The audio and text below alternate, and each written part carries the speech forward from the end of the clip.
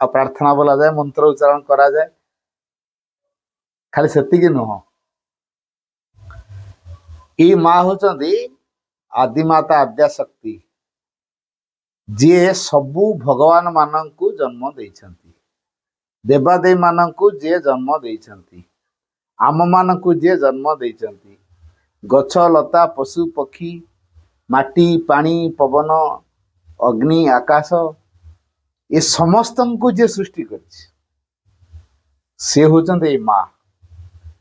ମାନବ ରୂପରେ ଆସିଛନ୍ତି ଏଇ ମନୁଷ୍ୟ ମାନଙ୍କୁ ଭଗବାନରେ ପରିଣତ କରିବେ ବୋଲି। ତେଣୁ ତମମାନେ ବହୁତ ଭାଗ୍ୟବାନ, ପୂର୍ଣ୍ଣାଙ୍ଗ ଶିକ୍ଷା କେନ୍ଦ୍ରରେ ପାଠ ପଢୁଛ।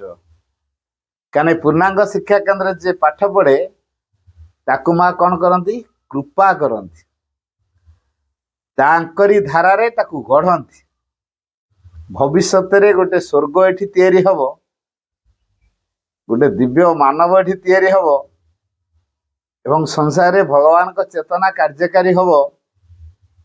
ସଂସାରରେ ରୋଗ ରହିବନି, ଦୁଃଖ ରହିବନି, କଷ୍ଟ ରହିବନି, ବୁଢାବୁଢୀ ଭୟ ହବାର ନାହିଁ କିମ୍ବା ମରିବାର ଭୟ ବି ରହିବ ନାହିଁ। ଏଇଭଳି ଗୋଟେ ଅବସ୍ଥା ଦିନେ ହବ। ଦେଖ, କେତେ ଦିନ ପୂର୍ବରୁ ତମେ ସବୁ ଜାଣିଛ ନା, ତମେ ସବୁ ଜନ୍ମ ହେଇନଥିଲ, ଫୋନ ବାହାରି ନଥିଲା ହେଲା। ଏବେ ସମସ୍ତଙ୍କ ପାଖରେ ଫୋନ ଅଛି ନା ନାଇଁ କୁହ? ସେଇଭଳି ଯୋଉ କଥାଟା ଆଜି ପର୍ଯ୍ୟନ୍ତ ହେଇନି ସେଇ କଥାଟା ହବ। ବୁଝିପାରୁଛି? କେମିତି ହବ? ଆମେ ଯଦି ମାଙ୍କୁ ଅଧିକରୁ ଅଧିକ ଭଲ ପାଇବା। ବୁଝିପାରୁଛି? ଯିଏ ମାଙ୍କୁ ଭଲ ପାଏ, ମାଙ୍କୁ ସବୁବେଳେ ଡାକେ, ମାଙ୍କ ପାଖରେ ସବୁ କଥା କୁହେ, ତାର ଅସୁବିଧା ଗୁଡାକୁ ଜଣାଏ, ମା ତାକୁ ବହୁତ ଭଲ ପାଆନ୍ତି। ବୁଝିଗଲା?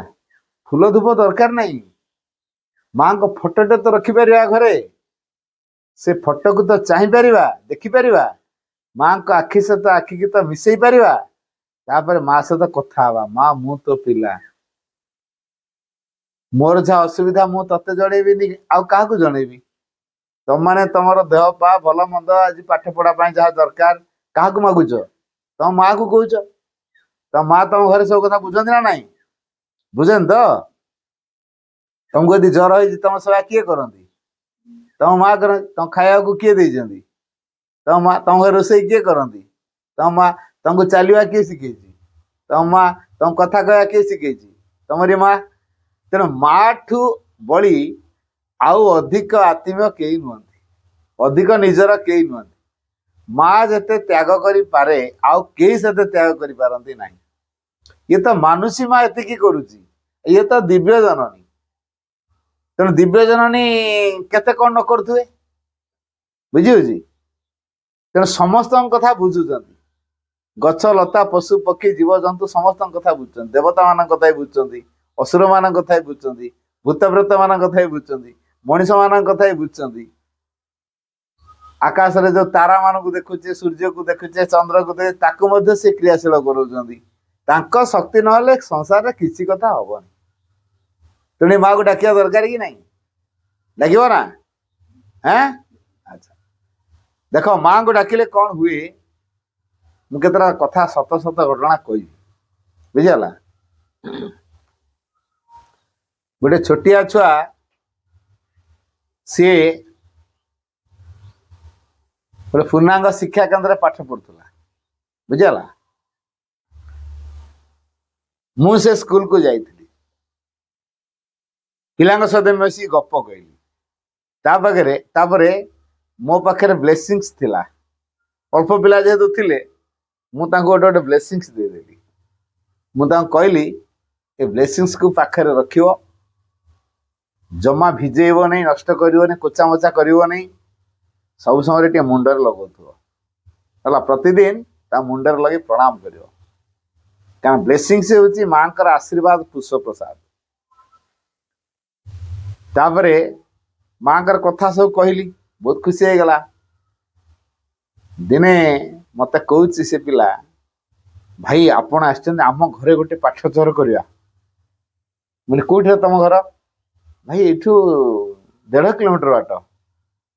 ଆଉ ମାନେ ତୁ କଣ ଡେଲି ଯିବା ଆସିବା କରୁଛୁ? କହିଲେ ନା, ମୁଁ ଏ ହଷ୍ଟେଲରେ ରହୁଛି ହେଲା। ମୁଁ 1.5 କିଲୋମିଟର ତ ତା ମା କି ବାପା ଆଣିକି ଛାଡ଼ି ଦେଇକି ଯାଇପାରନ୍ତେ, କିନ୍ତୁ ତା ନ କରିକି ତାକୁ ହଷ୍ଟେଲରେ ଛାଡ଼ିଛନ୍ତି। କିଛି ଗୋଟେ ଅସୁବିଧା ଥିବ ତାଙ୍କ ଘରେ, ତେଣୁ ତାକୁ ହଷ୍ଟେଲରେ ଛାଡ଼ି ଦେଇଛନ୍ତି। ମୁଁ ହଁ ଠିକ ଅଛି, ମୁଁ ତ ଅଛି କାଲି, ଆଉ କାଲି ପାଠଚର କରିବା ଆଉ। ତେଣୁ ମୁଁ ରହିଲି। ତା ପରଦିନ ପାଠଚର କରିବା ପାଇଁ ସ୍ଥିର ହେଲା ତାଙ୍କ ଘରେ। ପିଲା ତାର ବେଗ ନେଇକି ଗଲା। ଜଣେ ଅପା ଗଲେ ତାକୁ ଛାଡ଼ିବା ପାଇଁ ସାଇକେଲରେ। ତାକୁ ଆଗେ ଛାଡ଼ିଦିଅ, ସିଏ ଯାଉ ତାଙ୍କ ଘରେ ପ୍ରସ୍ତୁତ କରେଇବ ହେଲା। ଟିକେ ସଫାସୁତୁରା ହବା ଦରକାର, ଫଟୋ ଫଟୋ ରହିବା ଦରକାର। ଏ ଯେମିତି ଆମେ ସଜେଇଛେ ସେମିତି ଗୋଟେ ସଜେଇବା ଦରକାର। ଏ ଯେମିତି ପଟି ପକେଇଛେ ସେମିତି ପଟି ଫଟି ପକେଇବା ଦରକାର। ତେଣୁ ତାକୁ ରିସେସରେ ଛାଡ଼ିଦିଅ। ସେ ପଳେଇଲା। ତାପରେ ଆମେ 3ଟା ବେଳକୁ ଯିବା ଆଉ। ଗଲା ବେଳକୁ ପାଠଚର କରିବା ଆଉ। 3ଟାରୁ 4ଟା ହବ ଆଉ। ତେଣୁ ଆମେ ଟିକେ ଅଧିକା ଆଗରୁ ଟିକେ ପଳେଇ ଯିବା। ତେଣୁ ତାକୁ ଆମେ ଛାଡ଼ିଦେଲୁ ରିସେସରେ। ସେ ତାର ପଳେଇଲା। ସେ ଅପା ତାଙ୍କୁ ସିନା ଛାଡ଼ି ଦେଇକି ତାଙ୍କ ବାଡ଼ ପାଖରେ ଛାଡ଼ି ଦେଇକି ପଳେଇଲା। ଏ ପଳେଇବୁ ନା? କହିଲା ହଁ ପଳେଇବୁ। କିନ୍ତୁ ସେ ପିଲା ସେ ବାଡ଼ ପାଖରେ ଛିଡ଼ା ହେଇକି ରହିଛି। ଆମେ ଯିବା ପର୍ଯ୍ୟନ୍ତ ସେ ପିଲା ସେ ବାଡ଼ ପାଖରେ ଛିଡ଼ା ହେଇଛି। ଜମା ତାଙ୍କ ଘର ଭିତରକୁ ସେ ଯାଇନି। ବୁଝିହଉଛି? ଯେହେତୁ ଜମା ସେ ଘର ଭିତରକୁ ଯାଇପାରୁନାହିଁ, ମୁଁ ସେଠୁ ଦୂରରୁ ଦେଖିଲି।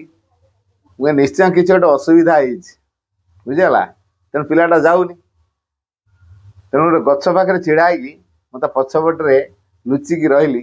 ମୁଁ ଟିକେ ଅପେକ୍ଷା କର, ଦେଖିବା ସେ କ'ଣ କରୁଛି। ଆମକୁ ଦେଖିଦେଲେ ଛାନିଆ ହେଇଯିବ। ତାକୁ ଆଉ ଦେଖାଦେଲେ ଲୁଚିକି ଗୋଟେ ଗଛ ଗୁହାଡ଼ରେ ମୁଁ ରହିଲି ପାଖାପାଖି। ପିଲା ଆମକୁ ଦେଖିଦେଲା। ତାର ବେଗରେ ସେ ବ୍ଲେସିଂସଟା ରଖିଥିଲା। जो ब्लेसिंग्स रखिथिला से ब्लेसिंग्स को बाहर करके माँ मो बापा राग शांत कर दे, मो बापा को चुप कर दे, माँ मो घर कली को बंद कर दे। एम तार धके कांदी कांदी कांदी कांदी क्या कौच बुझ आम देखला अरे घरे किसी गोटे विशृंखला से डरिकी से पिला जाई पारुने आउ। अच्छा अच्छा तापरे आमको देखीदेला जमी खाली ब्लेसिंग्स मुंडर लगौची कांदुची, मुंडर लगौची कांदुची, माँ को खाली कौच एभला तापरे जहाँ 5 मिनट भितर से गला बाड़ भीतर घर भीतर गला। जो गला तापरे आमे गलु। सी जाकि पार्टी करी कहूँ तमें तो खाली सब कली लगे आमर अपा भाई मैंने आसिले आम घरे ना पाठचक्र हम तुम घर भल नुहे बापा तुम बापा भल नुहे कि माँ भी भल नुह एमती तार छुआ तार कानी कहूँ 3 क्लास पिला बुझीगला 3 क्लास पिला सी कांदी कांदी कहूँ तुम बापा भल नुहे कि तुम माँ भी भल नुह तुम खाली सब कली कर भल लोक तुम जमा नुह मो आम अपा भाई मैंने आसवे से अपा भाई आसिले ना कौन कहे पिला तार कांदुची। आम पहुंची गलु गला बेलू देखिलु ता बापार निशा छाड़ी ता माँ को जो निशारे बाड़े देथिला मद भी देकी पलि आसी निशा छाड़ी ता माँ को ता उठू आम से कुछ ना मोर भूल हो गला आनिला आ केन करवानी आ केबे मारिबिनी केम बर्तमान हेटू जोगाड़ दी जन लगिगले सागे सागे सप पटिया पटिया तो जहाँ थिला सब पके पका देले चेयर पके देले आगुर से छुआ फोटो नहीं घर फोटो थिला आ से फोटो को सजे सुजा देले तार आम 10 मिनट अपेक्षा गलु पूरा व्यवस्था हला। पाठचर सरला परे पिलार बापा आसिकी माँ के पाखे कह आज्ञा मोर क्षमा हो गला क्षमा करंतु मोर भूल हो गला ना ना मु के तुमको क्षमा करने तमें जदि किसी जानी पारछ भूल हो गला बोली ताले माँ पाखे कह कहला मु तो मद पी देछि से निशारे कौन गोटे मो स्त्री की करदेली मो पुछुआटा भी मन दुख कला मैंने ये आज संकल्प नियो तमें के मद पीबनी आ माँ को डाक देख तुम मद निशा कुआड़े छाड़ी जमा मद पीबनी। माँ का पाखे से दिन शपथ करके गला मु आज मद पीबिनी से दिन टू गला मद पीनी आज पर्यंत पारुडी बेपार करे बापा बुली बुलिका साइकेल घर पारुडी सब बिके है जो पारुडी बिक्री करे जहाँ दिरा लाभांश पाई पी दे पलि आसिक स्त्री सहित झगड़ा करे यहाँ तार सबुदिन काम। तेणु ये छुआ को घर रखिले कौन हम ता माँ चिंता करी हॉस्टेल छाड़ी माने 1.5 किलोमीटर निजे आनी छाड़ी पारंता हॉस्टेल कम छाड़ी बापर बदमाशिया गुण ता माँ आनी हॉस्टेल छाड़ी देछि। तेणु छुआ जानी मो बापा माँ 2टा गंडोल कर मरापिटा होती तेणु ये माँ को नेले आम घर को आम घरे पार्चर कले आम घरटार कली कजिया हबनी या भाविकी से घरे पाठचकटा कर वार्षिक उत्सव पड़ा मु गली गला पर देखे मत कहला टाइल घर हो खपर घर दिला पूरा टाइल घर करदेला वर्ष भितर जो लाभांश तक पाई गोटे घरटा ही बागे देती ये जो घर बागे गला मद छाड़देला तार जीवन में परिवर्तन आसला से बापाटी कौच तार कह आज्ञा ये पाठचक्र हवा दिन ठू आम घरे गोटे अलग आनंद तैयारी आम घरे आ कली कजिया आम होनु सत्य माँ अच्छा मुझे जहाँ यहाँ अनुभव कर तो भल कथा जदि यहाँ अनुभव कर याठू बड़ कथा आउ कि ना कहला ए माँ को मुझे केबे छाड़ी पारि ए माँ जोगु आम परिवार शांति फेरी आम परिवार उन्नति होती तेणु से माँ को डाकिबे ना नहीं कह सब से माँ को डाकुए ना नहीं ता पिला ए +3 पढ़ला बुझी ता पिला ए +3 पढ़ला है भल पाठ पढ़ुची पुणी बढ़िया पाठ पढ़ुची तेणु ये जो भल पाठ पढ़ुची कॉलेज रे पाठ पढ़ला से सब माँ को ब्लेसिंग्स पैकेट रखी सब छुआ मु वार्षिक उत्सव मझे मझे जाऊँगी देखुची है तेणु ये माँ चाहे असंभवटा संभव हो सब कथा बदल माँ गोटे सत घटना कही शुण माँ तुमको जो संसार को आनी माँ तुमको सैया करे है माँ गोटे सत घटना कह एकदम गरीब परिवार बुझे एकदम गरीब परिवार से जो गरीब परिवार रे मुझे गोटे पाठचर करी तार गोटे पिलार जे माउसी से मत कहला भाई आपन मो नानी घर गोटे पाठचर करेंगे मुझे डाक मो नानी बहुत गरीब अब मो भिणे जी से आजमा पेसेंट टिके काम कले थकी जाऊँगी धंसे होची आ दिन सारा काम कर पाने तो रोजगार केवल मो नानी ही करा ता नानी कौन करे मुढ़ी बाजे नली पापड़ बादाम मंजी पैकेट मटर पैकेट ऐसे पैकेट करके दुकान मान को सप्लाई करे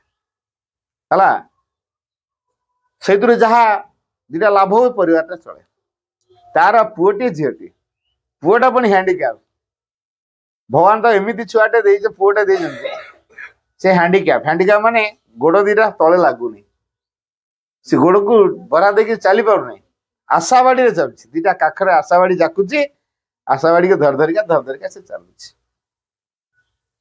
पाठचक्र मो माँ कृपा कथा कहती ये माँ को जी डाके ता जीवन में केंद्र परिवर्तन हुए से कथा मु कहती है पाठचर सरला से मते परिवार कहते परिवार भाई आमर छुआटा भल हो ना मैंने यही परा शुणुल माँ कृपार असंभव संभव हो दुष्ट भी शांत हो जाऊँगी गुंडा भी बदली जाऊँगी इना बा मु कहती कौ कथा संभव न जदि माँ चाहिए सब कथा संभव ये पिला भी दौड़ चलवा कथा कौन कह दौड़ कौन कर आज्ञा मैंने सबुदिन माँ का पाखे प्रेयर कर माँ एमती गोटे पिलाटे देल जार उपयुक्त सेवा आम करूँ केयर ठीक रे नहीं पार्नु तेणु ताको भल कर दियो सबुदिन तार भल प्रार्थना कर परिवार पाठचक्र नियमित कर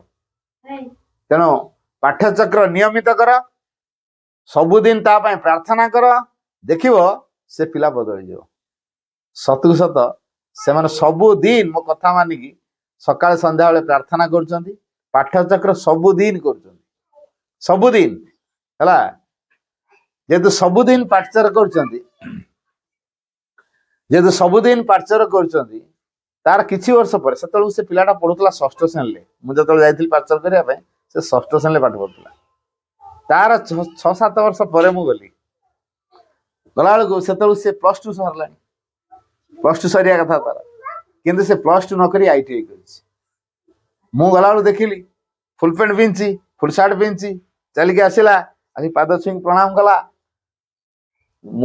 मत कह भाई मत चिन्ह पार्टी नाई मु जानी पार मुझे मुनु अरे मुनु तोर आशाबाड़ी कहला माँ बाढ़ हो गले आप कही ना माँ को डाकिले माँ भल करदे आशाबाड़ी नहीं जाए ବର୍ତ୍ତମାନ ସତକୁ ସତ ସେଇଆ ହେଇଛି।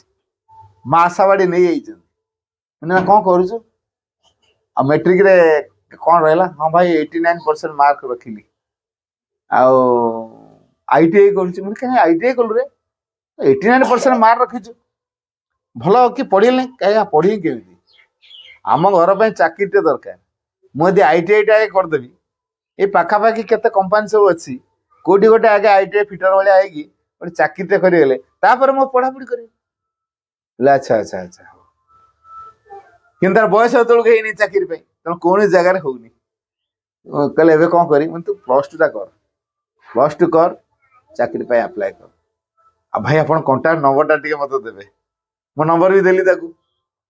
ମୁଁ ଆପଣଙ୍କୁ ମଝିରେ ମଝିରେ ଯୋଗାଯୋଗ କରି, ମୋ ମନରେ ବହୁତ ପ୍ରଶ୍ନ, ଆଉ ଆପଣଙ୍କ କଥା ଗୁଡା ବି ସତ ହେଇଛି, ତେଣୁ ମୋର ଆପଣଙ୍କ ଉପରେ ବହୁତ ବିଶ୍ୱାସ।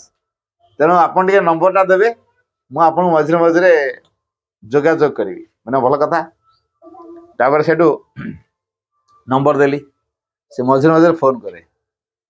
ତାପରେ ସାଇନ୍ସ ପଢିଲା, ତାପରେ ଶିକ୍ଷା ଭଲ ମାର୍କ ରଖିଲା, ଫାର୍ଷ୍ଟ କ୍ଲାସ ବି ପାଇଲା। ତଥାପି ତାର ହଉନି। ଶିକ୍ଷା ସହାୟକ ପକେଇଛି, ହେଲା। ଶିକ୍ଷା ସହାୟକ ତାର ରେସିଡେନ୍ସିଆଲ ପ୍ରୋବ୍ଲେମ ପାଇଁ କଟିଗଲା, ଗଲା। ତାପରେ କ୍ଲରିକାଲ ପାଇଁ ପକେଇଲା, କମ୍ପ୍ୟୁଟର ଯେହେତୁ ପାଠ କରିନି, ଗଲା। ପିଅନ ପାଇଁ ବାହାରିଲା, matric fail, under matric qualification ଥିଲା। ଇଏ ଯେହେତୁ ITI କରିଛି, +2 କରିଛି, ତାକୁ ଅଧିକ କ୍ୱାଲିଫିକେସନ କହି ତ କାଢିଦେଲେ। ବୁଝିଗଲା? ମାନେ ଏଇଟା ସବୁ କାରସାଦି ହଉଛି ଭିତରେ, ବୁଝିହଉଛି? କାରସାଦି ହଉଛି, ଟଙ୍କା ପଇସା ଲାଞ୍ଚ କାରବାର ହଉଛି। ଇଏ ଗୋଟେ ଟଙ୍କା ବି ଲାଞ୍ଚ ଦଉନି। ଭାଇ କୋଉ ଚାକିରିରେ ଲାଞ୍ଚ ନାହିଁ? ମୁଁ କହିନି କେତେ କେତେ ପାଠ ଅଛି ଯୋଉଟା କି ସେଣ୍ଟ୍ରାଲ ଗଭର୍ଣ୍ଣମେଣ୍ଟର ବ୍ୟାଙ୍କିଂ ଚାକିରି, ରେଲୱେ ଚାକିରି, OPS, UPS, IS, OS ସେ ପରୀକ୍ଷା ଗୁଡା କରିଦେ। ଗ୍ରାଜୁଏସନ କର, ତୋର ଗ୍ରାଜୁଏସନ କରିସାର, ତାପରେ ଚିନ୍ତା କର। ପଢିଲା ପଢିଲା, ଗ୍ରାଜୁଏସନ ଭଲ କଲା। ଗ୍ରାଜୁଏସନ ସରିଲା ପରେ ମତେ କହିଲା ଭାଇ କଣ କରିବି? ମୁଁ ତ ଏବେ OPSC ବାହାରିଛି, ଦେଖିଛୁ ନା ପେପର? OPSC ବାହାରିଛି, ପରୀକ୍ଷା ଦେ, ହେଲା। ସେ ପରୀକ୍ଷା ଦେଲା, OPSC ବଜେଇଦେଲା, ପ୍ରିଲିମିନାରୀ ବଜେଇଦେଲା, ମେନ୍ ବଜେଇଦେଲା, ତାର ପ୍ରାକ୍ଟିକାଲ ଯୋଉ ଇଣ୍ଟରଭ୍ୟୁ ଭାଇବା ଟେଷ୍ଟ ସେଟା ବି ବଜେଇଦେଲା। ତାପରେ ବହୁତ ଖୁସି ହେଇଗଲା। ମୋ ସହିତ ଆଉ ଯୋଗାଯୋଗ କରିନି। ମୁଁ ରେଢାଖୋଲ ପଟେ ଯାଇଥାଏ ପ୍ରୋଗ୍ରାମରେ, ମୁଁ ବସକୁ ଅପେକ୍ଷା କରିଛି। ଗୋଟେ ବଉଳ ଗଛ ପାଖରେ ଗୋଟେ ପିଣ୍ଡିଟା କରାହେଇଛି, ମୁଁ ସେଠି ବସିଛି, କେତେବେଳେ ବସ୍ ଆସିବ ମୁଁ ଆସିବି। ଇଏ କଣ କରିଛି ନା ଗୋଟେ ବୋଲେରୋରେ ଆସିଲା, ହେଲା। ଗୋଟେ ବୋଲେରୋରେ ରାସ୍ତାଠୁ କିଛି ଦୂରରେ, ପ୍ରାୟ 10 ଫୁଟ 15 ଫୁଟ ଦୂରରେ ବଉଳ ଗଛଟା ପିଣ୍ଡିଟା ହେଇଛି। ରାସ୍ତାଟା ଛିଡା ହେଇ ବଉଳ ଗଛ ପାଖରେ ବସିଛି, ଆଉ ଗାଡି ଆସୁ କେତେବେଳେ ଯିବା। ଆଉ ଦେଇକି ପିଣ୍ଡି ପାଖରେ ସେ ଆସି ପହଞ୍ଚିଲା। ଗାଡିଟା ପୁରା ପିଣ୍ଡି ପାଖରେ ଆଣି ଲଗେଇଲା। ଡ୍ରାଇଭର କହିଛି ଗଛ ପାଖକୁ ନେଇ ଚାଲ। ସେ ଗଛ ପାଖରେ, ରାସ୍ତାଟା ସିଆଡେ, ଲୋକଟା କଣ ଗଛ ପାଖକୁ ଆସୁଛି, ଜାଣିପାରୁନି ନା କଣ ଡ୍ରାଇଭରଟା ବାଇ ମିଷ୍ଟେକ ଚଲାଉଛି ଗାଡିଟା। ସେଠୁ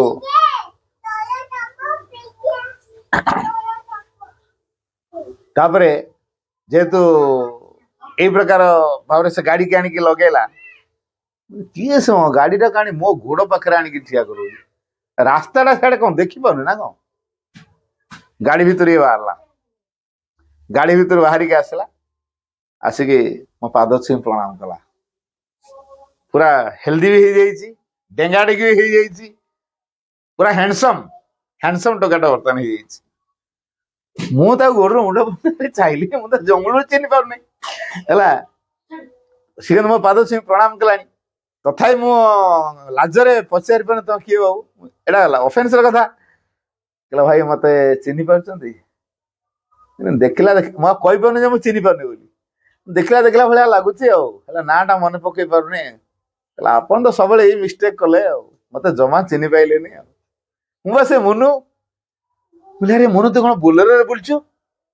କହିଲା ଭାଇ ମୁଁ ବର୍ତ୍ତମାନ ଆଡିସନାଲ ତହସିଲଦାର। ବୋଲେ ଯେ ଦେଖ ମା ତତେ ତହସିଲଦାର ବନେଇଲେଣି, OS ଅଫିସର ବନେଇଲେଣି। OS ବାଜିଲା? କହିଲା ହଁ ଭାଇ ବାଜିଗଲା। ଆଉ ମତେ ତହସିଲଦାର ପୋଷ୍ଟିଂ ମିଳୁଛି, ଏଟା ପ୍ରୋବେସନ ପିରିୟଡ ଚାଲିଛି। ଆଉ ଦେଖିଦେଲି ଆପଣ ରାସ୍ତାରେ ଏଇଠି ବସିଛନ୍ତି ତ, ତେଣୁ ଆପଣଙ୍କୁ ଓଭରଟେକ୍ କରି ଯାଇପାରିଲିନି, ତେଣୁ ଗାଡିକି ଆଣିଲି ଆପଣଙ୍କ ପାଖକୁ। ଆଉ ଆଉ ଆପଣଙ୍କର ଶୁଭେଚ୍ଛା ଆପଣଙ୍କର ଆଶୀର୍ବାଦ ନାଁରେ ମାଙ୍କର ଆଶୀର୍ବାଦ ତମ ଘରେ ଯୋଉ ମାଙ୍କୁ ନେଇକି ଯୋଉ ପାଚର ଆରମ୍ଭ କରେଇଥିଲି ସେ ଯୋଉ ମାଙ୍କର ପ୍ରଭାବରେ ସବୁ ପରିବର୍ତ୍ତନ ହଉଛି। ତୁ କେ ଭାବିଥିଲୁ ଦେଖ କିରାନୀ ହବ ବୋଲି କହୁଥିଲୁ, ପିଅନ ହବ ବୋଲି କହୁଥିଲୁ, ଶିକ୍ଷା ସହାୟକ ମାଷ୍ଟରଟେ ହବ ବୋଲି କହୁଥିଲୁ, ମା ପା ଚାହୁଁଛ ତୁ ଏ ସବସେଟ୍ ହଉ। କାହା କଥା କାର୍ଯ୍ୟ କରିବ? ତୋ କଥା ନା ମାଙ୍କର କଥା? ଏଥିରେ ଅନୁମାନ କର ମାକୁ ଧରିବା ଦରକାର କି ନାହିଁ? କହିଲା ନା ଏଇ ମାକୁ ଛାଡି ହବନି। ପୁଣି ବାପା ମାଙ୍କୁ ପଣ୍ଡିଚେରୀ ନେଲୁଣି ନା? କହିଲା ନା ଭାଇ ଏବେ ତ ପ୍ରୋବେସନ ଅଛି ନା ଫୁଲ ଟାଇଟ ରେ ଅଛି, ବାପା ମାଙ୍କୁ ନେଇକି ପଣ୍ଡିଚେରୀ ଆମ ପରିବାର ସାରା ପଣ୍ଡିଚେରୀ ଯିବୁ। ଆଉ ପାଠଚକ୍ର ଭାଇ ରେଗୁଲାର କରୁଛି। ଆଉ ଆପଣ ଦେଇଥିବା ବ୍ଲେସିଂସ ଟାକୁ ମୁଁ ପାକେଟ ରଖିଛି ଏପର୍ଯ୍ୟନ୍ତ, ତାକୁ ଲାମିନେସନ କରି ରଖିଛି। ନାରେ ବା ଛୋଟବେଳେ ଦେଇଥିଲି ବ୍ଲେସିଂସ ଟା ତାକୁ, ଷଷ୍ଠ ଶ୍ରେଣୀରେ ପାଠ ପଢୁଥିଲା ବେଳେ। ଏପର୍ଯ୍ୟନ୍ତ ସେ ବ୍ଲେସିଂସ ଟାକୁ ରଖିଛି। ଦେଖନ୍ତୁ ଭାଇ ବ୍ଲେସିଂସ ଟା ରଖିଛି, ଆପଣ ଦେଇଥିଲେ ବ୍ଲେସିଂସ। ଏ ବ୍ଲେସିଂସ ର ପ୍ରଭାବ କେମିତି? ନା ଏଟା ମାଙ୍କର ବ୍ଲେସିଂସ, କେବଳ ମୁଁ ମାଧ୍ୟମ ହେଇଥିଲି। ତେଣୁ ତମେ ସେମିତି ଏଇ ମାଙ୍କର ଆଶୀର୍ବାଦ ପାଇବା ପାଇଁ ହିଁ ଏଠିକି ଆସିଛ, ବୁଝିପାରିଲ ପିଲାମାନେ? ତେଣୁ ମାଙ୍କର ଆଶୀର୍ବାଦ ରହିଲେ ସବୁ କଥା ସଜାଡି ହେଇଯିବ, ପରିବାର ସୁଖ ଶାନ୍ତି ଫେରି ଆସିବ, ତମ ଜୀବନରେ ପରିବର୍ତ୍ତନ ହେଇଯିବ। ଅଲଗା ସ୍କୁଲରେ ପାଠ ପଢିପାର, ନମ୍ବର ରଖିପାର, ଚାକିରି କରିପାର, କିନ୍ତୁ ମତେ କୁହ ତମକୁ ମୁଁ କୋଟିଏ ଟଙ୍କା ଦେବି ହେଲା, କୋଟିଏ ଟଙ୍କା ମୁଁ ତମକୁ ଦେବି, ଜଣ ଜଣକା କୋଟିଏ କୋଟିଏ ପାଇବ। କିନ୍ତୁ ଭଗବାନଙ୍କୁ କୁହାଯିବ ସଂସାରରୁ ପବନକୁ ଆଉଟ କରିଦିଅ, ପବନ ନାହିଁ ସଂସାରରେ, ପବନ ନାହିଁ। ତାପରେ କୁହ ନା ବଞ୍ଚିପାରିବ ନା? ବଞ୍ଚିପାରିବନି। କୋଟିଏ ଟଙ୍କା ତମ ପାଖରେ ଅଛି ଯେ ଏ ଟଙ୍କା ତମକୁ ବଞ୍ଚେଇବନି। ଏ କୋଟିଏ ଟଙ୍କା ତମକୁ ବଞ୍ଚେଇବ କି ନାହିଁ? ବଞ୍ଚେଇ ପାରିବ ନାଇଁ କି? ତାହେଲେ ବଞ୍ଚଉଛି କିଏ? ପବନ। ପବନ ଟା କିଏ କରିଛି? ମା କରିଛି। ତେଣୁ ମା ଯଦି କୃପା ନ କରିବେ, ଗୋଟେ ଜାଗାରେ ମାଙ୍କର କୃପା, ଆଉ ଗୋଟେ ପଟେ ଟଙ୍କା, ପଦବୀ, ନାମ ଯଶ, କୋଉଟା ଦରକାର? ମାଙ୍କ କୃପା ଦରକାର ନା ଟଙ୍କା ପଇସା ଦରକାର? ମା ଦରକାର। ଯୋଉ ପିଲାଟି ମାଙ୍କ କୃପା ରହିଛି, ସଂସାରର ଅସମ୍ଭବକୁ ସେ ସମ୍ଭବ କରିଦବ। ବୁଝିପାରିଲ? ମୁଁ ଗୋଟେ ସତ ଘଟଣା କହୁଛି। ଗୋଟେ ପିଲା ଷଷ୍ଠ ଶ୍ରେଣୀରେ ପାଠ ପଢୁଥିଲା, ବୁଝିପାରିଲ? କୋଉ କ୍ଲାସରେ? ଷଷ୍ଠ ଶ୍ରେଣୀ। ତା ବାପା ଏତେ ଧନୀ ପରିବାରର ନୁହନ୍ତି। ତା ବାପା ମାଛ ଧରନ୍ତି, ବୋଟ ନେଇକି ଯାଆନ୍ତି।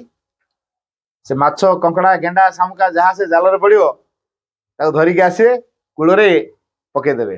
ଏ ଛୁଆକୁ ଡାକିବେ, କହେ ମାଛକୁ ଅଲଗା କର, କଙ୍କଡାକୁ ଅଲଗା କର। ସେ ତା ଭିତରୁ ମାଛ ଅଲଗା, କଙ୍କଡା ଅଲଗା ସବୁ କରିବେ ସକାଳୁ ସକାଳୁ।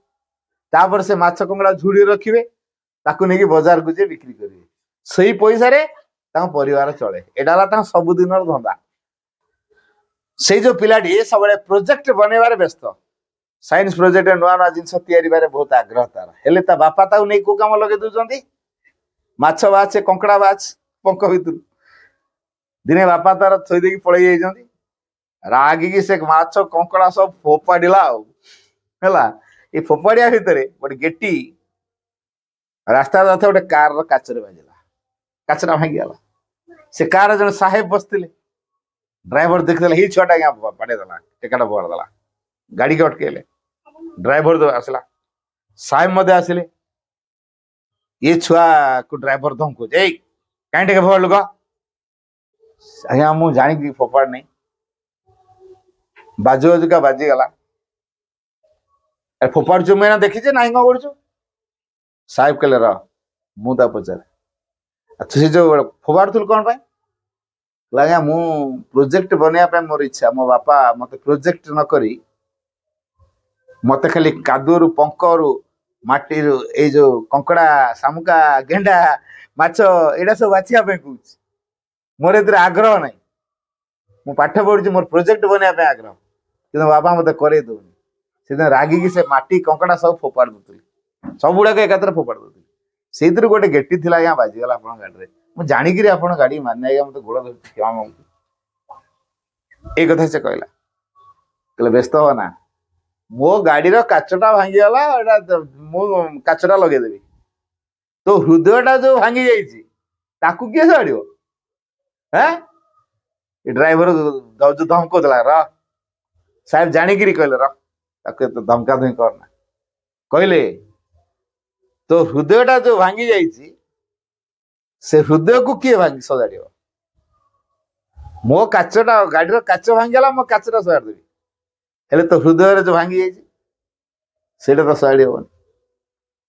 ତେଣୁ ତୁ କୋଉ ସ୍କୁଲରେ ପାଠ ପଢୁଛୁ କହ, ମୁଁ ସେ ସ୍କୁଲକୁ ଯିବି, ସେ ସାର୍ ମାନଙ୍କୁ କହିବି ତୁ ଆଜିରୁ ଯେତେ ପ୍ରୋଜେକ୍ଟ ବନେଇବୁ ବନା, ସବୁ ଖର୍ଚ୍ଚ ମୁଁ ଦେବି।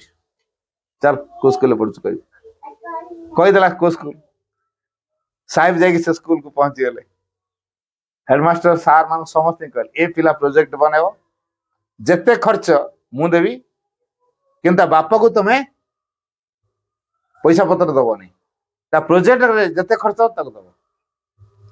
ଟିଚର ମାନେ ସହଯୋଗ କଲେ, ହେଲା। ଖର୍ଚ୍ଚ ଦେବା ସବୁ ସେ ସାହେବ ଦଉଥାନ୍ତି। ପିଲାର ଆଗ୍ରହ ବଢିଲା, ନୂଆ ନୂଆ ପ୍ରୋଜେକ୍ଟ ସବୁବେଳେ ବନେଇ ଚାଲିଲା। ତାପରେ ଅଷ୍ଟମ ଶ୍ରେଣୀ ଯେତେବେଳେ ହେଇଥାଏ, ହାଇସ୍କୁଲରେ ପାଠ ପଢୁଥିଲା, ସେତେବେଳେ ଜଣେ ଶ୍ରୀନିବାସନ ସାର୍ ବୋଲି ସେ ତାଙ୍କର ବିଜ୍ଞାନ ଆଉ ଗଣିତ ପଢାନ୍ତି। ସେ ପଢଉଥାନ୍ତି ପକ୍ଷୀମାନେ କେମିତି ଉଡୁଛନ୍ତି, ପାଣିରେ ଥିଲାବେଳେ ପକ୍ଷୀମାନେ କେମିତି ଉଠୁଛନ୍ତି, କେମିତି ଉଡୁଛନ୍ତି ଆକାଶରେ, ଚିତ୍ର କାଟିକି ବୁଝଉଛନ୍ତି। ଏଇ ଯୋଉ ଚିତ୍ର କାଟିକି ବୁଝଉଛନ୍ତି, ଚିତ୍ର କରାହେଲା, ତାର ପିଲା ପଚାରିଲେ ବୁଝିଲ, ଯେହେତୁ ଷ୍ଟ୍ରିକ୍ଟ ସାର୍ ସିଏ, ଡରିକି କେହି ଛୁଆ କହୁନାହାନ୍ତି ନା ଆଜ୍ଞା ବୁଝିପାରିଲି ବୋଲି। ଏଇ ଛୁଆ ପଚାରିଲେ ବୁଝିଲୁ ନା, ଆଉ ଥରେ ପଢେଇଲେ,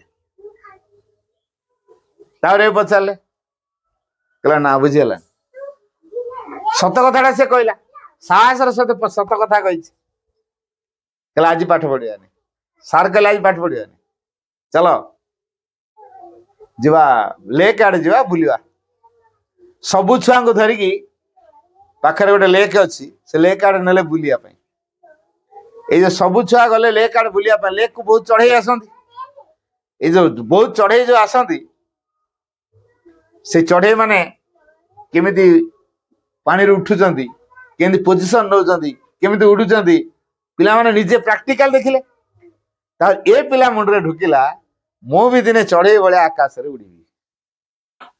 କୋଉ ପ୍ରକାର ପାଠ ପଢିଲେ ମୁଁ ଆକାଶରେ ଚଢେଇଙ୍କ ଭଳିଆ ଉଡିବି, ତା ମନରେ ସେଇଟା ସଂକଳ୍ପ ନେଲା। ଅଷ୍ଟମ ଶ୍ରେଣୀ ସରିଲା, ନବମ ଶ୍ରେଣୀ ସରିଲା, ଦଶମ ଶ୍ରେଣୀ ସରିଲା, ଏକାଦଶ ସରିଲା, ହେଲା। ତାପରେ କଲେଜରେ ଯେତେବେଳେ ଗଲା, ସାର୍ ମାନେ ଭାରି ମନ ଦୁଃଖ କଲେ, ପିଲାଟା ବଢିଆ ପିଲାଟା, ଆମେ ସିନା ତାକୁ ସହଯୋଗ କରୁଥିଲୁ, ତାର ଯୋଉ କ୍ରିଏଟିଭ ମାଇଣ୍ଡ, ଯୋଉ ସୃଜନଶୀଳ ମନଟି ଅଛି, ତାକୁ ଆମେ ସହଯୋଗ କରୁଥିଲୁ। କଲେଜରେ ତାକୁ ସହଯୋଗ କଣ କରିବେ? ତାଙ୍କ ହେଡମାଷ୍ଟର ଯାଇକି, ତାଙ୍କ ସାଇନ୍ସ ଟିଚର ଯାଇକି, ଦି ଜଣ ଯାଇକି ତାଙ୍କ ଲେକ୍ଚର ମାନଙ୍କୁ କହିକି ଆସିଲେ ଏ ପିଲା ଗୋଟେ ଭଲ ପିଲା, ତେଣୁ ଆମେ ତା ପ୍ରୋଗ୍ରେସ ପାଇଁ ଆପଣମାନଙ୍କୁ କହିବାକୁ ଆସିଛୁ, ଆପଣ ଟିକେ ସହଯୋଗ କରିବେ। ସତରେ ସେ ପିଲା ଭିତରେ ବଡ ଉତ୍ସାହ ଅଛି, ଦେଖିଲେ ପ୍ରତି କାମରେ ଆଗ୍ରହ, ଗବେଷଣାର ମନୋଭାବ ଅଛି, ନୂଆ ନୂଆ କଥା ସେ ତଥ୍ୟ ସବୁ ବାହାର କରୁଛି, ଏଇଭଳି ଭାବରେ ସେ ଚାଲିଲେ। ତାପରେ ସେ ସରିଲା, ଏରୋନଟିକ ଇଞ୍ଜିନିୟରିଂ ପାଠ ପଢିଲା। ଏରୋନଟିକ ଇଞ୍ଜିନିୟର କିନ୍ତୁ ଆକାଶରେ ଉଡି ହବ ସେ ପାଠ ପଢିଲା, ଚାକିରି ମିଳିଲାନି। ତାପରେ ଶ୍ରୀ ଅରବିନ୍ଦଙ୍କର ଲାଇଫ ଡିଭାଇନ ପଢିଲେ, ହେଲା। ଶ୍ରୀ ଅରବିନ୍ଦଙ୍କର ଲାଇଫ ଡିଭାଇନ ପଢିଲେ। ଏ ଯୋଉ ଲାଇଫ ଡିଭାଇନ ଭିତରେ କଣ ତଥ୍ୟ ବାହାରିଲା, ତାକୁ ସେ ନିଜ ଭିତରେ କ୍ରିୟାଶୀଳ କରେଇଲେ। ମିସାଇଲ ଉପରେ ସେ ଗବେଷଣା କଲେ। ଷ୍ଟୁଡେଣ୍ଟ ମାନଙ୍କର ଅତି ପ୍ରିୟ ରାଷ୍ଟ୍ରପତି ସେ ହେଇଗଲେ ଶେଷରେ। କିଏ ଜାଣିଛ ସେ? ଡକ୍ଟର ଏପିଜେ ଅବଦୁଲ କାଲାମ, ଆମ ଦେଶର ରାଷ୍ଟ୍ରପତି। ତାକୁ ଚାକିରି ମିଳିଲା ନାହିଁ, ରାଷ୍ଟ୍ରପତିଙ୍କୁ ଚାକିରି ମିଳିନି, ଜାଣି ହଉଛି ଯୋଉ ସରକାରୀ ଚାକିରି ତାଙ୍କୁ ମିଳିଲାନି, ହେଲା। କିନ୍ତୁ ଛାତ୍ର ବତ୍ସଳ ବୈଜ୍ଞାନିକ ସେ, ମିସାଇଲ ମ୍ୟାନ ତାଙ୍କୁ କୁହାଯାଏ।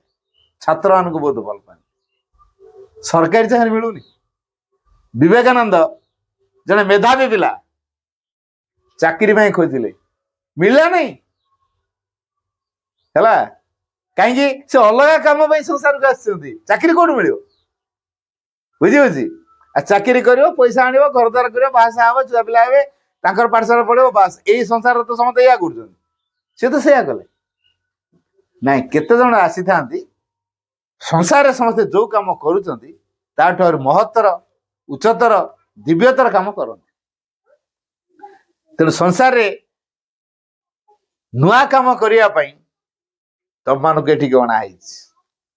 ତମ ଭିତରେ ଏ ମାଙ୍କର ପ୍ରଭାବ, ନୂଆ ନୂଆ ପ୍ରଭାବକୁ କାର୍ଯ୍ୟକାରୀ କରେଇବ। ଜାଣିପାରୁଛ ତ? ତେଣୁ ମାଙ୍କ କୃପା ଦରକାର କି ନାହିଁ? ମାଙ୍କ କୃପା ଦରକାର। ତେଣୁ ଘରେ ମାଙ୍କ ଫଟୋଟିଏ ରଖି ପାଠଚକ୍ର କରି ଯଦି ଆମେ ମାଙ୍କୁ ଆମ ଘରର ମୁରବି ବୋଲି ମାନିବା, ଆଜି ଆମେ କଣ ଆମ ଘର ମାନଙ୍କରେ କଳି କଣ ପାଇଁ ହୁଏ କୁହ ନା ଦେଖିଆ?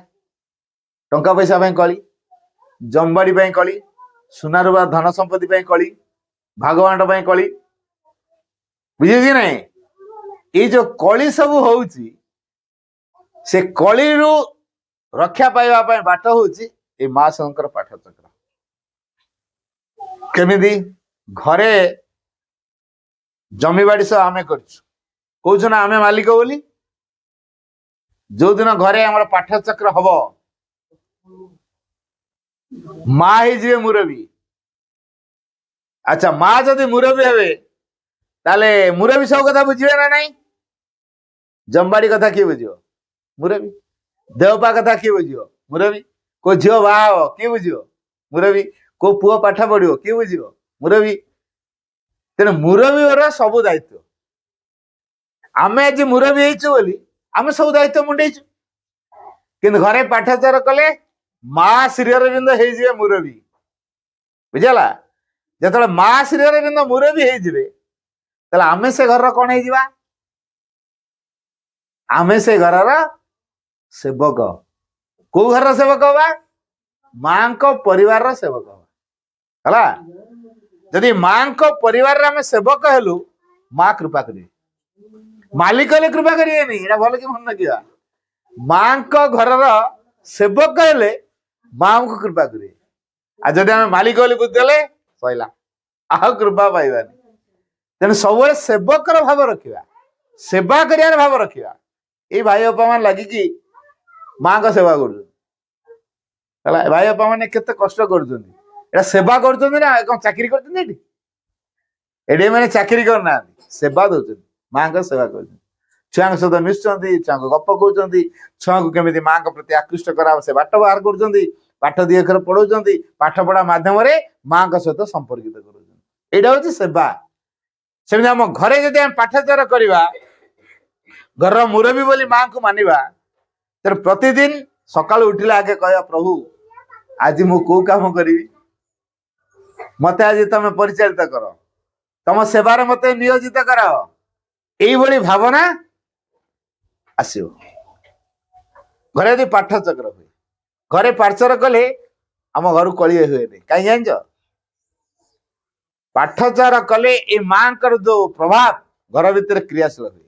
ଏନା ଆକାଶରେ ସୂର୍ଯ୍ୟ ଅଛନ୍ତି, ଆମେ ଏଠି ବଲ୍ ଜଳେଇବା ଦରକାର ପଡୁଛି କୁହ ନା ଦେଖିଆ? ବଲ୍ ଜଳେଇବା ଦରକାର ହଉନି, ଟର୍ଚ ଲାଇଟ୍ ମାରିବା ଦରକାର ହଉନି, କି ଲ୍ୟାମ୍ପ ଲଗେଇବା ଦରକାର ହଉନି। କାହିଁକି? ଆକାଶରେ ସୂର୍ଯ୍ୟ ଅଛନ୍ତି, ସେ ଆଲୋକ ଦଉଛନ୍ତି।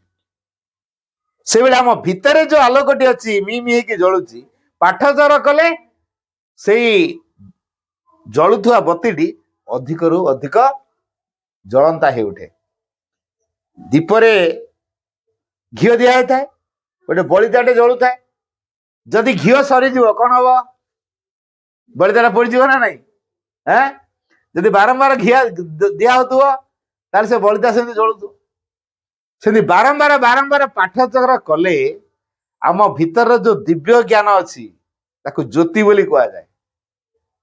ହେଲା? ସେ ଜ୍ୟୋତି ଯେତେବେଳେ ଜଳିବ, ଅନ୍ଧକାର ଆଉ ରହିବ କି?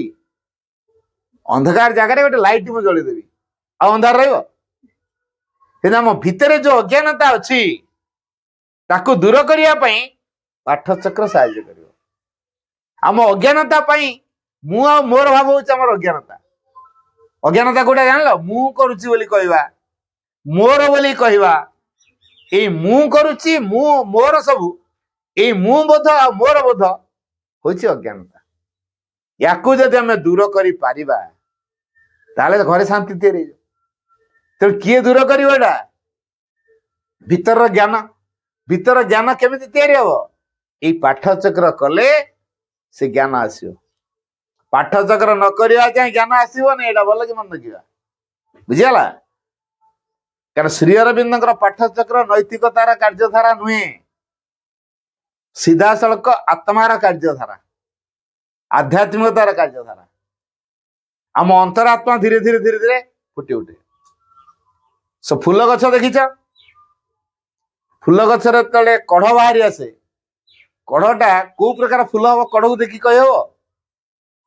ଏଟା ନାଲିଆ ରଙ୍ଗ ହବ କି ହଳଦିଆ ରଙ୍ଗ ହବ କି ଧଳା ରଙ୍ଗ ହବ କି ଗୋଲାପୀ ରଙ୍ଗ ହବ କି ବାଇଗଣୀ ରଙ୍ଗ ହବ? କଢକୁ ଦେଖି କହିହବ କି? ଆଚ୍ଛା, କଢରୁ ଫୁଲଟାକୁ ଫୁଟେଇବାକୁ ଗଲେ କଣ କରିବାକୁ ପଡେ? ଗଛରେ ମୂଳରେ ପାଣି ଦେବାକୁ ହୁଏ ନା କଢକୁ ଯାଇ ମେଲେଇ ଦିଆଯାଏ? ଗଛର ମୂଳରେ ପାଣି ଦିଆଯାଏ। ଆଉ ଯେ କଢକୁ ମେଲେଇ ଦବା, ନଷ୍ଟ ହେଇଯିବ, ସେ ଆଉ ଫୁଲ ଫୁଟିବ ନାହିଁ। ବୁଝିଗଲା? ଆଜିର ସମାଜ କଣ କରୁଛି ଜାଣିଛ? କଢକୁ ମେଲେଇ ଦଉଛି, ସାଙ୍ଗେ ଫୁଲ ହେଇଗଲା। କିନ୍ତୁ ସେଟା ଫୁଲ ଫୁଟିଲା ନା ନଷ୍ଟ ହେଲା? ନଷ୍ଟ। ଆଜିର ସମାଜ କିନ୍ତୁ ସେଇଆ କରୁଛି। ଆମ ପିଲା କେମିତି ସାଙ୍ଗେ ସାଙ୍ଗେ ଭିତରେ ସବୁ କାମ ହବ। ପିଲାଙ୍କର ଆଜି ଧୈର୍ଯ୍ୟ ନାହିଁ। ମୋ ପିଲା କେମିତି ତୁରନ୍ତ ତୁରନ୍ତ ନମ୍ବର ରଖିବ, ସବୁଥିରେ କେମିତି ବଢିଆ ନମ୍ବର ରଖିବ। କଣ ପାଠ କିଛି ପଢା ହଉନି କି? ଅଭିଭାବକ ଆସି କମ୍ପ୍ଲେନ କରୁଥିବେ, ବାପା ମା କମ୍ପ୍ଲେନ କରୁଥିବେ, ହେଲା? ଆରେ ପିଲା ଭିତରେ ଯୋଉ କାମଟା ହଉଛି ସେଟା କଣ ଦେଖି ପାରୁଛନ୍ତି କି? ସେଟା ଦେଖି ପାରୁନାହାନ୍ତି। କାହିଁ ନମ୍ବର ତ ରଖିଲାନି। ନମ୍ବର ନ ରଖିଲା କଣ ହେଲା? ସେ କଣ ନମ୍ବର ପାଇଁ ପଢୁଛି? ସେ ଜ୍ଞାନ ପାଇଁ ପଢୁଛି, ଚେତନା ପାଇଁ ପଢୁଛି, ଭଗବାନଙ୍କ କୃପା ଲାଭ କରିବା ପାଇଁ ପଢୁଛି। ନମ୍ବର ପାଇଁ ପଢିନି। ମା ନମ୍ବର ପାଇଁ ତିଆରି କରୁନାହାନ୍ତି ପିଲାଙ୍କୁ, କାରଣ ଯାହା ଦ୍ୱାରା ସଂସାରର କଲ୍ୟାଣ ହବ। ତେଣୁ ଯାହା ଦ୍ୱାରା ସଂସାରର କଲ୍ୟାଣ ହବ, ସେଇଭଳିଆ ପିଲା ହଉଛ ତମମାନେ। ଜାଣିପାରିଲ ତ? ତେଣୁ ମା ତମକୁ ଏଠି କଣ ପାଇଁ ଆଣିଛ ଜାଣିବ ତ? ମା ତମକୁ ଏଇଥିପାଇଁ ସଂସାରକୁ ଆଣିଛନ୍ତି, ତମେ ସଂସାର ଭିତରେ ଭଗବାନଙ୍କର ସେବା କରିବ, ଭଗବାନଙ୍କ ଇଚ୍ଛାକୁ ପୂରଣ କରିବ। ତେଣୁ ଭଗବାନଙ୍କର ଇଚ୍ଛାକୁ ପୂରଣ କଲେ ଭଗବାନ କୃପା କରିବେ। ବୁଝିଗଲା? ଯଦି ଭଗବାନଙ୍କର କୃପା ଆମ ଭିତରେ ନାହିଁ, ଆମେ କିଛି ବି କରିପାରିବା ନାହିଁ। ବୁଝିହଉଛି? ତେଣୁ ଭଗବାନଙ୍କ କୃପା ବଳ ନା ନମ୍ବର, ସାର୍ଟିଫିକେଟ, ଟଙ୍କା ଦବ ବଡ? କୁହ, କୃପା ବଡ। ଆଚ୍ଛା, କୃପା ବଡ ଯଦି, କୃପାକୁ ଆମେ କେମିତି ପାଇବା? ନମନୀୟ ହେଲେ ପାଇବା, ଉଦାର ହେଲେ ପାଇବା, ସରଳ ହେଲେ ପାଇବା, ଅକପଟ ହେଲେ ପାଇବା, ଧୈର୍ଯ୍ୟ ରଖିଲେ ପାଇବା, ସହନଶୀଳ ହେଲେ ପାଇବା, ଆତ୍ମଦୟ ହେଲେ ପାଇବା, ଆଉ ସାହସୀ ହେଲେ ପାଇବା, ସତ୍ୟନିଷ୍ଠ ହେଲେ ପାଇବା, ଆନ୍ତରିକ ହେଲେ ପାଇବା, ଅଧ୍ୟବସାୟ ହେଲେ ପାଇବା। ଏଇ ଗୁଣଟା ଯଦି ନାହିଁ ତାହେଲେ କୃପା ଆମେ ପାଇପାରିବା ନାହିଁ। ହେଲା? ଜାଣିପାରିଲ? ତେଣୁ ସରଳ କେମିତି ହବା? ଆମକୁ କିଏ ସରଳ କରେଇବ? ଆମକୁ ଯିଏ ତିଆରି କରିଛି। କିଛି ନାହିଁ, ବହି ପଢିବା, ପଚାରିନି ପାଠ। ସରଳ ହବା, ଅକପଟ ହବା, ସାହସୀ ହବା, ଧୈର୍ଯ୍ୟଶୀଳ ହବା, ସହନଶୀଳ ହବା, ଉଦାର ହବା, ମହତ ଭାବାପନ୍ନ ହବା, ସତ୍ୟନିଷ୍ଠ ହବା, ଏଇଗୁଡା ହଉଛି ଆମର ଗୁଣ। ଆଦର୍ଶ ଶିଶୁ ବହିରେ ଏସବୁ ଗୁଣ ଗୁଡାକ ଅଛି। ହେଲା? ନା, ଏଇଟା ପାଠଚକ୍ରରେ ପଢେଇ ଦେବେ ପିଲାଙ୍କୁ। ପାଠଚକ୍ର ପଢୁନାହାନ୍ତି ଟା ଆମେ ଏବେ କହିବାନି। ନାଇଁ ନାଇଁ, ମା ମାନେ ପୁରା ସେ ଦିଗରେ ଛୁଆ ହଉଛନ୍ତି। ଆମେ ତ ମେସିନରେ ଛାଡି ଦେଇଛୁ, ସେ ବାହାରି ଆସିବ ଅତିମାନ ହୋଇକି। ଆଉ ହେଲା, ତାଙ୍କର କିଛି ଭୂମିକା ନାହିଁ ବୋଲି ସେ ଭାବିଛନ୍ତି। ମା ବାପା ମାନେ ତାଙ୍କର ପ୍ରକୃତ ଭୂମିକା ଟା କଣ ସେ ଜାଣିନାହାନ୍ତି, କାରଣ ପାଠଚକ୍ର ଭିତରକୁ ଆସିନାହାନ୍ତି। ପିଲାଙ୍କୁ ଯଦି ଗଢାଯାଏ ସେ ବିଷୟରେ ଶିକ୍ଷା ନାହିଁ। ସେ ଭାବୁଛନ୍ତି ହଁ ମ ତାର ତ ଖାଇବା ପିଇବା ଟିକେ ଦବା ଦରକାର, ତା ଟ୍ୟୁସନ ଟିକେ ଦବା ଦରକାର, ପାଠକୁ ଟିକେ ଦେଖିବା ଦରକାର, ଟାସ୍କ ଆଦାୟ କରିବା ଦରକାର, ଆଉ ଭଲ ନମ୍ବରରେ ପାଠ ପଢିବା ଦରକାର। ଏଇଟା ଗଢିବା ନୁହେଁ। ପିଲାର ଯୋଉ ଚରିତ୍ର ଗଠନ, ତାର ଯୋଉ ଚେତନାର ବିକାଶ, ପିଲାର ଏଇ ଯୋଉ କ୍ୱାଲିଟି ଗୁଡାକ କହିଲି, ଯୋଉ ଗୁଣ ଗୁଡାକ କଥା କହିଲି, ସେଇ ଗୁଣ ଗୁଡାକର ବିକାଶ ପାଇଁ ମା ମାନେ କଣ କରିବେ, କୋଉ ପ୍ରକାର ପରିବେଶ ତିଆରି କରିବେ, ବାପା ମାନେ କଣ କରିବା ଦରକାର, ଏଇ କଥା ଗୁଡାକ ସେମାନେ ଶିକ୍ଷା କରିବା ଦରକାର। ଏଇ ଶିକ୍ଷାଟା କେବଳ ପାଠଚକ୍ର ଭିତରୁ ମିଳିବ। ଯେପର୍ଯ୍ୟନ୍ତ ଅଭିଭାବକ ପାଠଚକ୍ର କରିନି, ତା ପିଲାକୁ ସେ ଠିକରେ ଗଢି ପାରିବନି। ପାଠଚକ୍ର କରିବେ, ମା ସେମାନଙ୍କ ଦ୍ୱାରା ନିଜେ ତିଆରି ହେବେ, ଉଦାହରଣ ନେଇକି ପିଲାକୁ ଗଢିବେ। ଏଇଟା ଉପଦେଶରେ ପିଲା ତିଆରି ହବ ନାହିଁ। ପିଲାକୁ ଉପଦେଶ ଦେବା ଦରକାର ନାହିଁ, କାରଣ ପିଲା ଉପଦେଶ ପାଇଁ କାନ ବନ୍ଦ କରି ରଖିଥାଏ, ଆଉ ଉଦାହରଣ ପାଇଁ ଆଖି ଜୁଳୁଜୁଳୁ କରି ଚାହିଁଥାଏ। ଏଇଟା ଭଲ କି ମନେ ରଖିଥାଏ।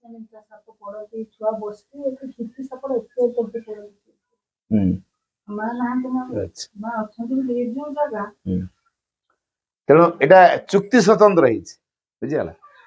ତେଣୁ ମା କୁ କୋଳରେ ରହିଲେ ଅସୁବିଧା ଅଛି, କିନ୍ତୁ ସେଇ ବିଶ୍ୱାସଟା ରହିଥିବା ଦରକାର। ଯଦି ବିଶ୍ୱାସଟା ନ ରହିବ ତାହେଲେ କଣ ହେଇପାରେ କହିହବ। ତେଣୁ ଆମେ କନଫିଡେଣ୍ଟଲି ମାଙ୍କ କୋଳକୁ ଛାଡିଛୁ, ମା ତାକୁ ଗଢୁଛନ୍ତି। ତେଣୁ ଏଇ ବିଶ୍ୱାସ ଭରସାରେ ଯଦି ଆମେ ମାଙ୍କ ଉପରେ ଛାଡିବା, ମା ନିଶ୍ଚୟ ସୁରକ୍ଷା। ଆଉ ମାଙ୍କଠୁ ବଡ ସୁରକ୍ଷା ଆଉ କିଏ ଦେଇପାରିବେ? ହଉ, ବହୁତ ବହୁତ ଧନ୍ୟବାଦ ଆପଣ ମାନେ କିଛି ସମୟ ପାଇଁ ସମୟ ଦେଇଥିବାରୁ। ଧନ୍ୟବାଦ।